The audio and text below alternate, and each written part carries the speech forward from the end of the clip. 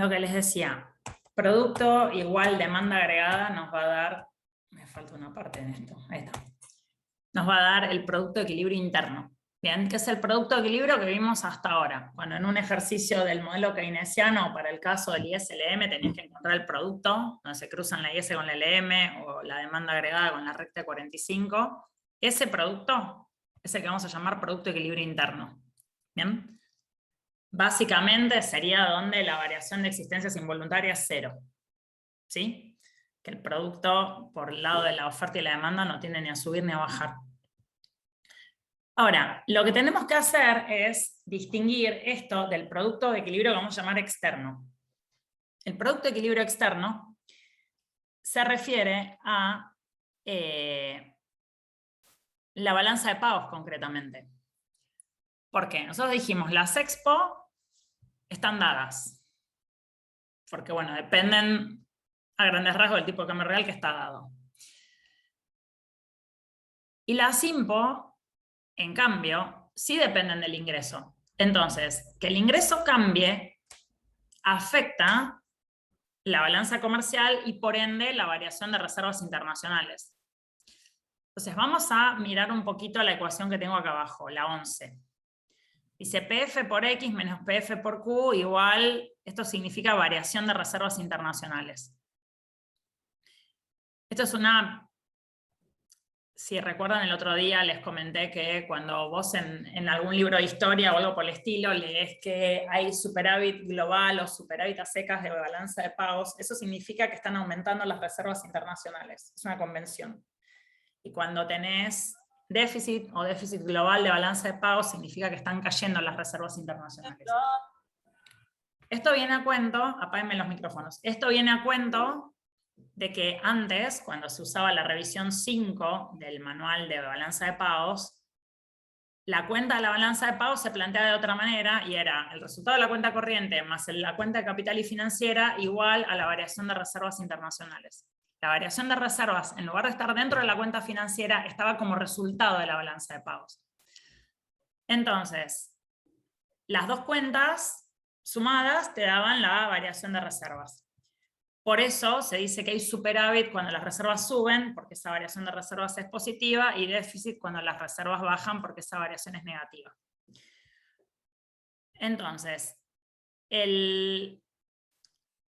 de ahí la cuestión de si hay superávit o si hay déficit de balanza de pagos, cosa que ahora, como las cuentas, la suma de las cuentas se plantea diferente, es como que no tiene mucho sentido hablar de esa manera. ¿Bien? Pero bueno, en cualquier caso, muchos libros de historia están escritos así y demás. Entonces, lo que estamos diciendo es, estas son las expo, estas son las impo. Expo menos impo igual variación de reservas. Por ejemplo, si yo tengo $100 de expo y 20 de impo, la balanza comercial me va a dar 80 positivo. ¿Bien? 100 menos 20 es 80. Entonces, como hay controles de cambios, todos los dólares para pagar impo se compraban en el Banco Central. Y todos los dólares de las expo hay que liquidarlos en el Banco Central. ¿Bien? Entonces, los $100 de las expo iban a pagar al Banco Central y los $20 de las impo salían del Banco Central. Entonces, la variación de reservas te iba a quedar igual que lo que te diera el saldo comercial. ¿Todo el mundo de acuerdo con eso?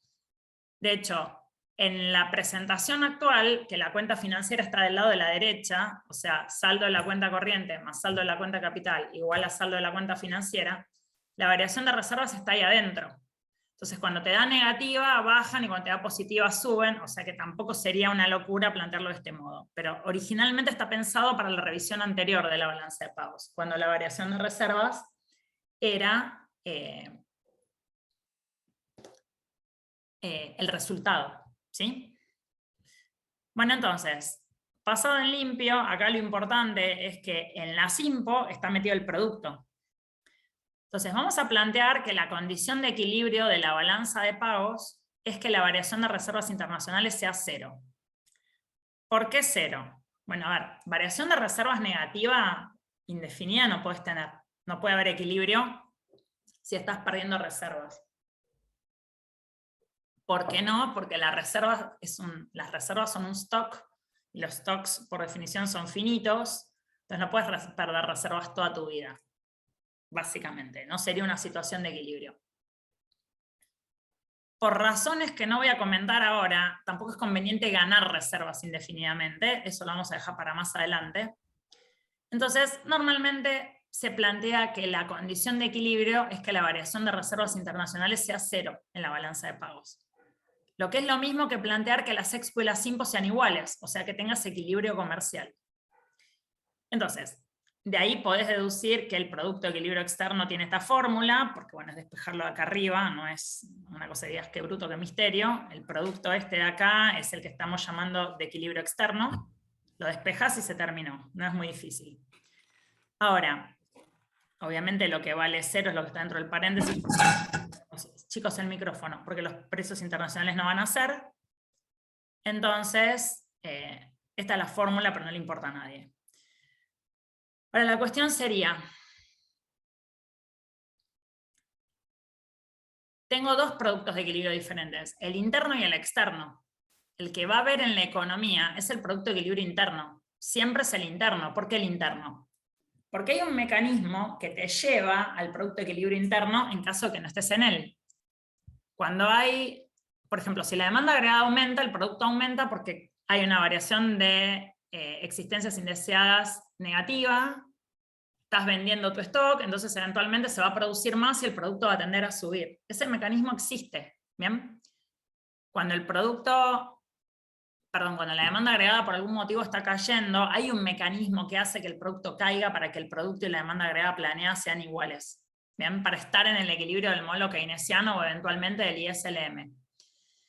En cambio, no hay un mecanismo, como lo estamos planteando hasta acá, o sea, lo hay, pero no es evidente, para que la variación de reservas internacionales sea cero. ¿Cómo haces? Bien, o sea, las reservas te dan negativas, y entonces, y nada, dieron negativas, mala suerte. Si te dan positivas, dieron positivas, qué bueno, pero no vas a salir de ahí, no hay ningún mecanismo que te lleve de vuelta al punto de equilibrio.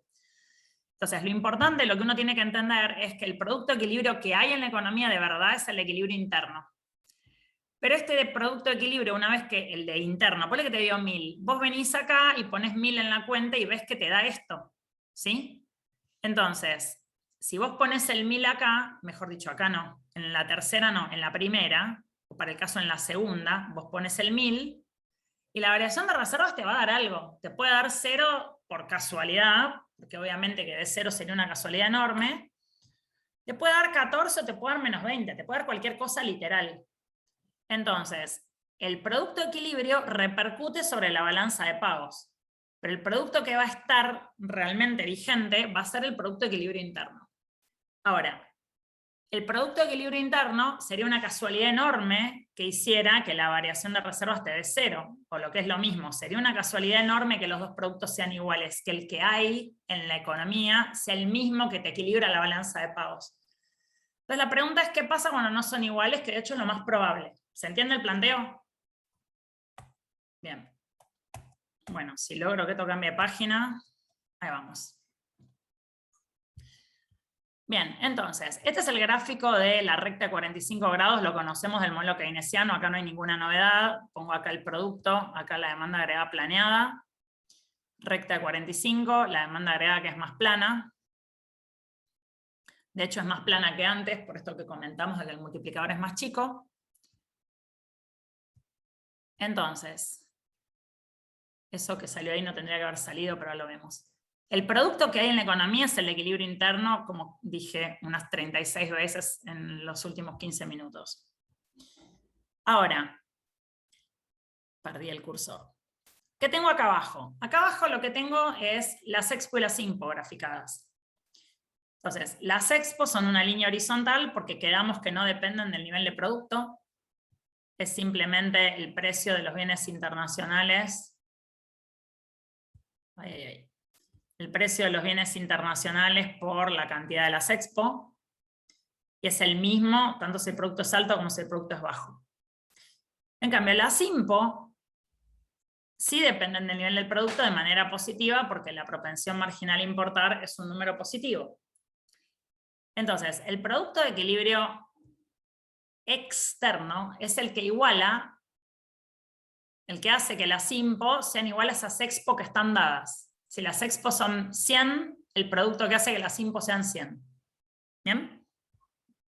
Entonces, donde se cruzan las dos curvas, perdí el cursor, donde se me cruzan las dos curvas tengo el producto de equilibrio externo. ¿Bien?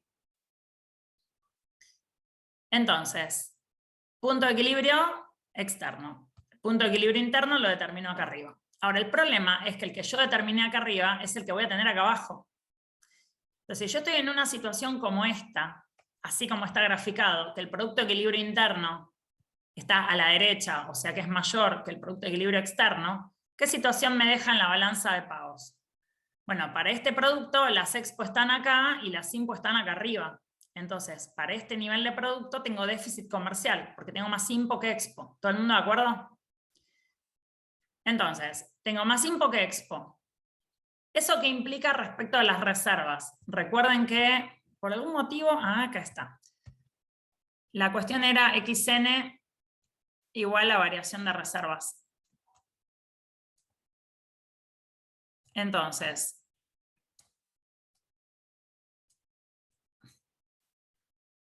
si las XN me dan negativas, como es este caso, porque las IMPO son más grandes que las expo, esto implica que estoy perdiendo reservas, porque esos dólares que están faltando, que no salen de las expo, salen del Banco Central.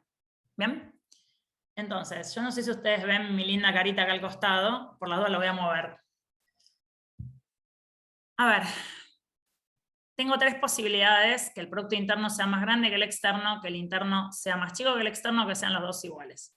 Si son los dos iguales, no solo tengo equilibrio interno, también tengo equilibrio externo, porque recuerden que este producto va al gráfico de abajo y no al revés. Si el producto hubiera estado acá, bajo con esta línea, ¿sí? Esta última es buenísimo. Es ganar 3-0. O sea, el producto de equilibrio interno va a ser el que hay. Además, las reservas no cambian, que es lo que necesito para que haya equilibrio externo. Maravilloso. Ahora, el problema es cuando no coinciden, que es lo más probable, de hecho. Y en particular, cuando sea la situación que estamos dibujando acá, que es que el producto de equilibrio interno sea más grande que el equilibrio externo, porque si es así voy a perder reservas. La variación de reservas internacionales va a ser negativa. Si la variación de reservas internacionales es negativa, el problema es que las reservas no te van a durar toda la vida. El Banco Central dijo, yo voy a tener un tipo de cambio fijo, pero para tener tipo de cambio fijo tengo que vender dólares todo el tiempo. Si vos tenés una variación de reservas negativa, es porque hay exceso de demanda de dólares. Entonces, es como plantear que si tengo la oferta y la demanda de dólares, ¿dónde está el tipo de cambio en esta situación? Acá abajo está fijado, en una situación de exceso de demanda.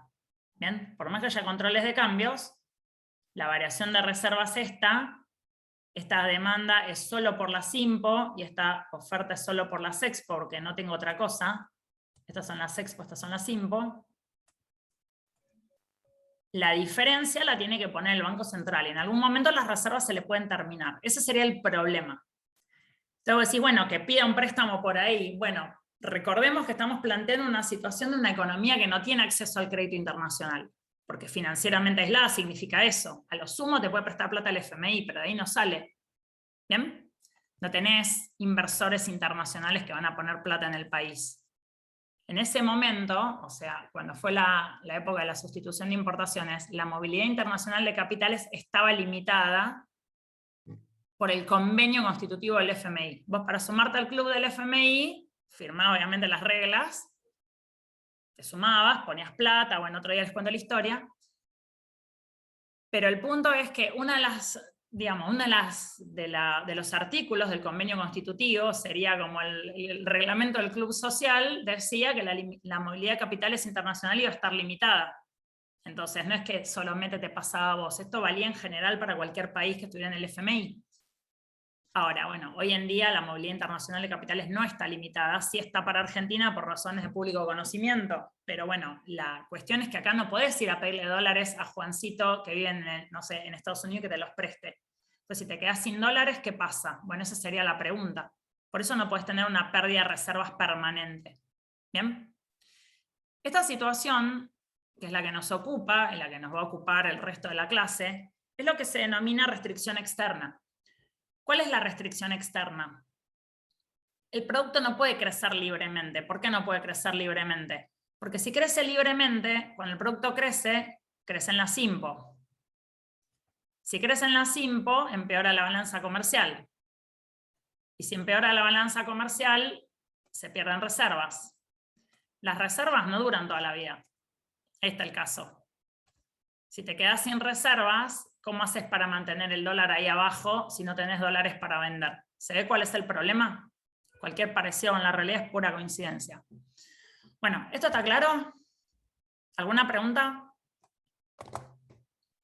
¿Cómo se llamaba Profe. eso, perdón? Este caso de restricción. ¿Y qué? Externa. Ah, Es una ok. restricción externa al crecimiento. Bien, el producto no puede crecer alegremente porque te pasa todo esto. ¿Algo más? Profe, ¿por qué dijiste que las exportaciones no están vinculadas a la variación del producto? Porque estamos suponiendo que las expos son exógenas. En el caso de Argentina, porque eran productos primarios. Y al ser productos primarios, no dependen de que el producto crezca o no crezca. No es que vos estás... Ahí está. No es que vos estás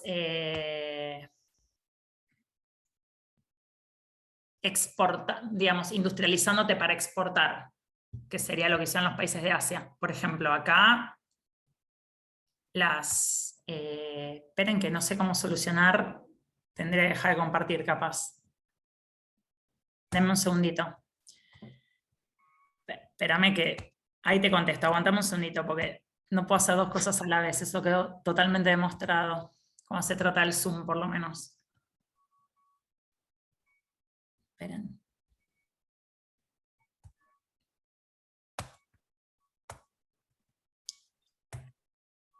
Lo que te decía, si vos exportás, si vos industrializás para exportar, sería distinto. Acá vos exportás agro, y el agro, la plantita crece, se te inunda, se te seca, es exógeno. Que el producto crezca no te hace exportar más o menos, no es que vos exportás lo que te sobra o algo por el estilo. ¿Bien? Ok, bueno, entonces, la cuestión sería, tengo este problema, ¿sí? Entonces, ¿cómo lo resuelvo? Digo, el producto de equilibrio interno es más grande que el externo. Entonces, ¿qué hago? Bueno, dos grandes posibilidades. Posibilidad número uno es hacer caer el producto de equilibrio interno. ¿Cómo puedo hacer caer el producto de equilibrio interno? Con nuestra vieja y conocida política fiscal contractiva. Monetaria no puedo porque no planteé la parte monetaria del modelo. Sería una opción, eventualmente, pero en este caso solo puedo plantear una política fiscal contractiva. Entonces, la política fiscal contractiva, como todos bien sabemos, o deberíamos a esta altura, contrae la demanda agregada, te hace bajar la línea de la DA, el punto de equilibrio interno te va a quedar en un punto como B. Para el producto de equilibrio interno nuevo, tengo equilibrio externo también, los dos son iguales, entonces, entre comillas, resolví el problema. Vos decís, bueno, resolviste el problema de no perder reservas, porque las dejaste de perder, pero está claro que generaste recesión, desempleo, hay más pobres, todo lo que uno ya sabe. Pues sí, bueno, como solución, es como que vos me digas que te duele el dedo de la mano y yo te digo, bueno, te puedo cortar el brazo a la altura del hombro. Bueno, sí, no te va a doler más el dedo, pero digamos como solución es un poco rara, ¿no? La manera de no perder dólares es que la economía se contraiga. Bueno, sí, resuelve el problema, pero te crea algunos otros más. Entonces vos decís, bueno, ¿no habrá una manera un poco mejor, más feliz de solucionar esta cuestión?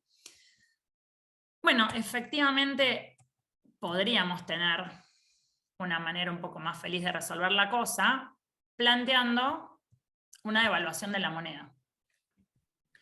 Porque en definitiva, a ver si esto lo puedo mover. Qué bien. Qué mal. En definitiva, el problema por el cual vos tenés un exceso de demanda de dólares es que el dólar está muy barato. Por lo que acabamos de ver, para tener exceso de demanda y perder reservas, para que las IMPO sean más grandes que las EXPO, es porque el dólar está bajo. en el gráfico. De hecho, a ver.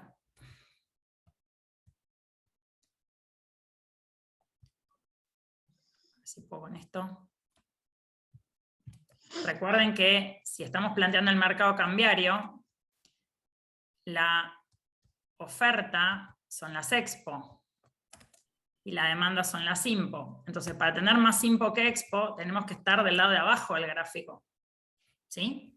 O sea, por debajo del punto de equilibrio. Se me perdió el lapicito, no sé dónde está. Así que estoy haciendo lo que puedo. Entonces, estamos por debajo del punto de equilibrio. La línea de las impo es la de la demanda, la línea de las expo es la de la oferta, porque no tengo otra fuente de dólares que no sean las expo y no tengo otra razón para demandar dólares que no sean las impo. Entonces, estoy con un dólar muy bajo. Bueno, subí el dólar y punto, esa sería la idea. ¿Bien? Tu problema viene porque tenés un dólar demasiado bajo. Entonces, acá apareció. Entonces, vos tenés el dólar por acá y bueno, tratá de ponerlo a esta altura. Esa sería la idea. ¿Bien? Entonces, volvamos a esto. Acá tengo. En realidad, las expo no son totalmente exógenas, sino que dependen del tipo de cambio real, de manera positiva. ¿Por qué de manera positiva? Porque hoy dijimos que un tipo de cambio real más alto implica que tus bienes son relativamente más baratos. Si tus bienes son relativamente más baratos, vos esperarías poder vender más en el exterior. No porque vos pongas el precio. Recuerden, no es que las cosas valen 1.000 pesos, por lo tanto son 5 dólares. Es al revés, valen 1.000 pesos porque son 5 dólares. ¿Sí? Entonces, el precio en dólares está puesto, pero un tipo de cambio real más alto, en el fondo, lo que hace es que esos 5 dólares sean mucha plata para vos. Por eso te dan más ganas de vender afuera. ¿Bien? El tipo de cambio real, entonces, afecta positivamente a las expo y negativamente a las impo por la misma razón. Si 5 dólares es mucha plata, tenés menos ganas de comprar bienes internacionales y más ganas, en lo posible, ganas tenés, hay que ver si se puede, de comprar bienes extranjeros. Entonces, las expo dependen positivamente del tipo de cambio real, las impo negativamente, porque un tipo de cambio real más alto abarata relativamente tus bienes, pero encarece relativamente los de los demás. Por lo tanto, las exportaciones netas aumentan con el tipo de cambio real. Esta idea la habíamos visto más temprano. Si vos vas al mercado cambiario, perdón, no es el mercado cambiario, al gráfico de la balanza comercial, ¿qué pasa si vos subís el dólar? O sea, la alternativa, entre comillas, más feliz para resolver este problema sería operar directamente sobre las expo y las impo cambiando el tipo de cambio real. La única manera que vos podés cambiar el tipo de cambio real es devaluando la moneda en este contexto. Si vos querés que el tipo de cambio real suba, la moneda se tendría que devaluar. Y eso vos lo podés hacer porque en un régimen de tipo de cambio fijo, devaluar la moneda es una decisión administrativa. Decís, a partir de mañana el dólar no vale 10, vale 11 y ya está. ¿Bien? Entonces, un tipo de cambio real más alto va a fomentar las expo, entonces la línea de las expo se te va a ir para arriba, porque tenés un tipo de cambio real más alto, y va a desincentivar las impo, entonces la línea del tipo de cambio, perdón, la línea de las impo se te va a ir para abajo porque tenés un tipo de cambio real más alto. Entonces el tipo de cambio real más alto baja las impo, de acá para acá, sube las expo de acá para acá, y el punto de equilibrio pasa de ser este a ser este. ¿Bien? En lugar de tener el producto de equilibrio externo acá, lo voy a tener acá, que es donde estaba el producto de equilibrio interno, porque esto viene de la hoja anterior donde teníamos la demanda agregada y abajo dibujado este mismo gráfico. ¿Bien? Entonces, la política, para recapitular un poco, la política fiscal contractiva te haría ir del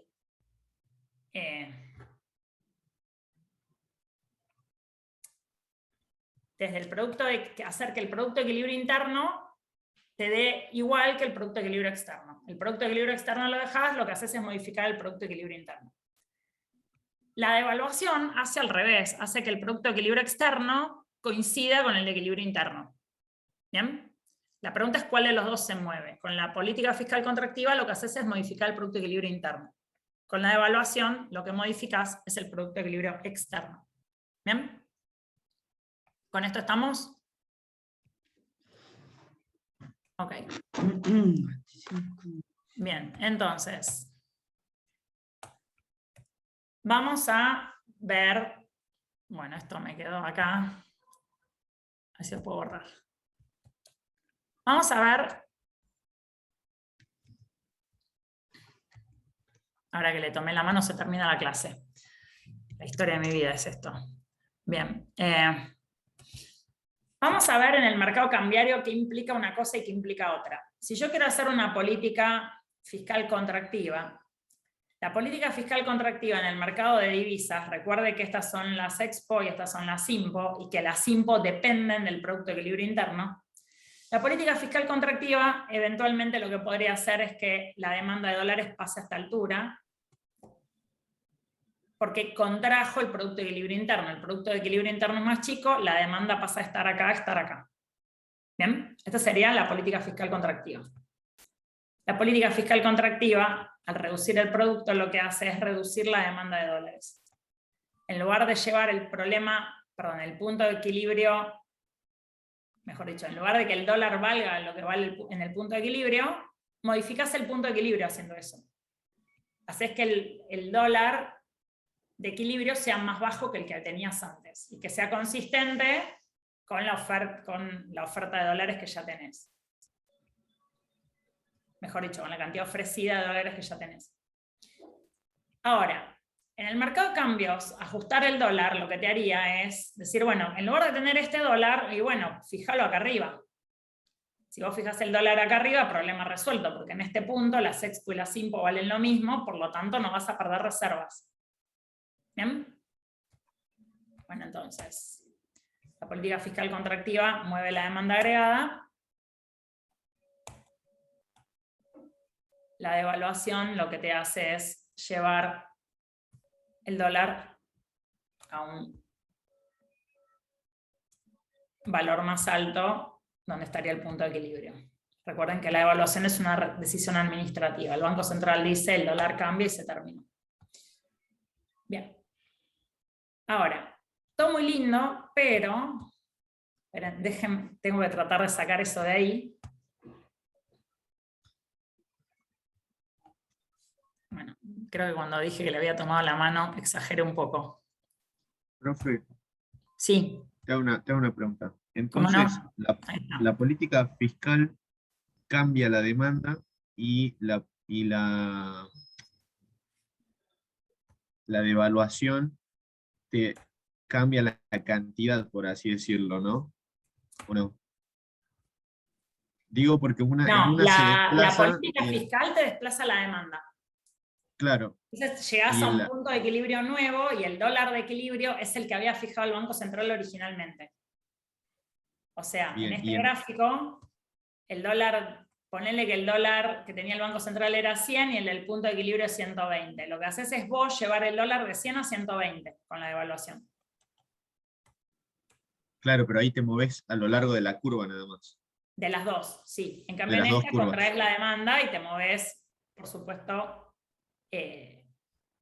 bueno, como acá justamente el dólar no puede estar más alto porque lo fijó el Banco Central, es como que haces un salto mágico y caes en el punto de equilibrio, o mejor dicho, haces que la cantidad demandada sea la misma que la cantidad ofrecida que tenés con el dólar que fijó el Banco Central. Esa sería la idea. Contraer la demanda para que el punto de equilibrio coincida con el dólar que hay de verdad.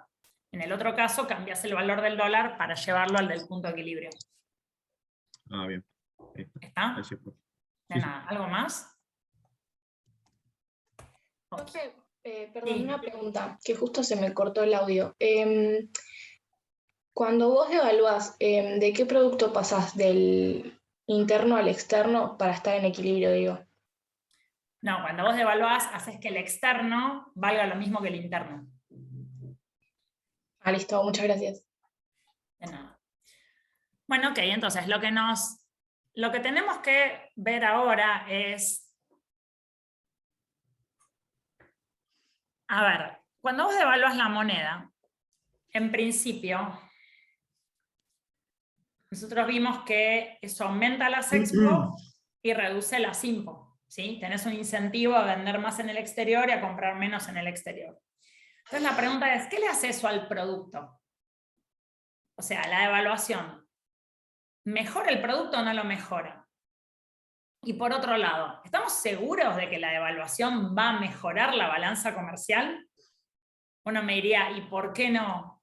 Si hasta ahora, con todo lo que dijimos, es evidente que la devaluación tiene que mejorar la balanza comercial, porque dijimos que las expo dependen positivamente del tipo de cambio y las impo dependen del tipo de cambio real, perdón, y que las impo dependen negativamente del tipo de cambio real. Entonces, ¿por qué no pasaría? Bueno, miremos un poco lo que tenemos acá.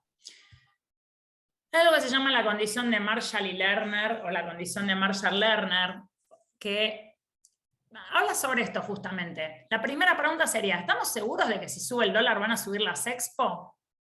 ¿No podría ser que las expo no suban cuando sube el dólar?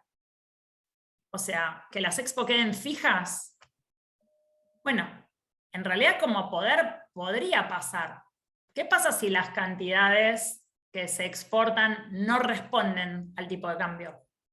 Y bueno, ahí sonaste, porque claramente no te van a aumentar las expo si vos planteas una situación así. Y por otro lado, uno podría preguntarse, y aún si las expo suben, ¿qué pasa si suben tanto que los precios de lo que vos estás vendiendo caen en el exterior? Estás vendiendo más de un bien que es más barato. ¿Cómo sabes que realmente las expo en dólares, la facturación, o sea, precio por cantidad, va a ser mayor que antes? Bueno, es una buena pregunta.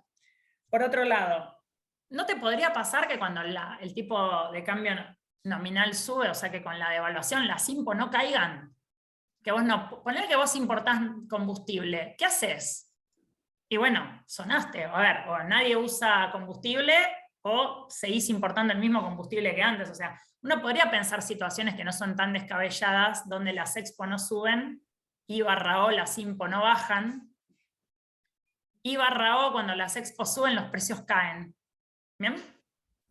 Bueno, justamente la condición de Marshall-Lerner lo que te dice es en qué situaciones la balanza comercial mejora cuando hay una devaluación. ¿Bien?